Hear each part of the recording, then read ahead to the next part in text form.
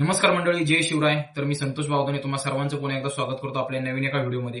तर मित्रांनो, एक महत्त्वाचे अपडेट देणार आहे तुम्हाला आणि रिक्षावाल्यांसाठी खूप महत्त्वाचा व्हिडिओ आहे आजचा. तर व्हिडिओ शेवटपर्यंत बघा आणि व्हिडिओ आवडला तर लाईक करा आणि चॅनलवरती जर नवीन असाल तर नक्की चॅनलला सबस्क्राईब करा आणि व्हिडिओ जास्तीत जास्त शेअर करा. तर मित्रांनो, रिक्षावाल्यांसाठी एक नवीन अपडेट अशी आहे. तर रिक्षा भाडेवाढीची एक नवीन बातमी आपल्या कानावरती आलेली आहे. तर पुणे असेल, पिंपरी चिंचवड असेल, तर ह्या शहरामध्ये रिक्षा भाडेवाढ होणार आहे. तर नवीन दर काय असतील ते पण तुम्हाला सांगणार आहे. तर खूप दिवसापासून रिक्षावाल्यांची एक इच्छा होती की आपली भाडेवाढ झाली पाहिजे. ओला, उबेर आणि रॅपिडो सारख्या कंपन्या किती आपली पिळवणूक करत आहेत. तर मीटरचा रेट सध्या ₹17 आहे. तर त्या 14-15 रुपयांनी आपल्याला रेट देत आहेत आणि त्याच्यात आपलं उदरनिर्वाह होणं अवघड आहे. तर मित्रांनो, आता 1.5 किलोमीटरसाठी आपला ₹25 रेट आहे आणि आता नवीन वाढीव रेट हा आपला ₹30 असणार आहे आणि प्रत्येक किलोमीटरसाठी ₹20. आता आपला प्रत्येक किलोमीटरसाठी ₹17 रेट होता आणि आता ₹20 होणार आहे.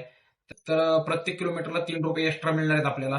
तर हा रेट लागू व्हावा अशी माझी तर इच्छा आहे. तर ह्या निर्णयाबद्दल आपली काय प्रतिक्रिया असेल ती नक्की कमेंट करून सांगा. तर ह्याची लवकरच अंमलबजावणी होईल असं मला वाटतंय. कारण रिक्षा संघटना आणि आरटीओ मध्ये बैठक होऊन त्याच्यामध्ये हे सर्व डिसाईड करणार आहेत. तर लवकरात लवकर व्हावं अशी इच्छा आहे. तर बघूया आता किती दिवस लागतात याच्यासाठी. पण रेट हा नक्की वाढणार आहे कारण सीएनजीचे रेट हे दिवसेंदिवस वाढत चालले. आता सध्या ₹95 सीएनजी आहे. आपण जेव्हा रिक्षा घेतली तुम्हाला सांगतो 2019ला तेव्हा सीएनजी होता ₹53 आणि आता सीएनजीची किंमत आहे ₹95.75 अशी काहीतरी सीएनजीची केजी रेट आहे.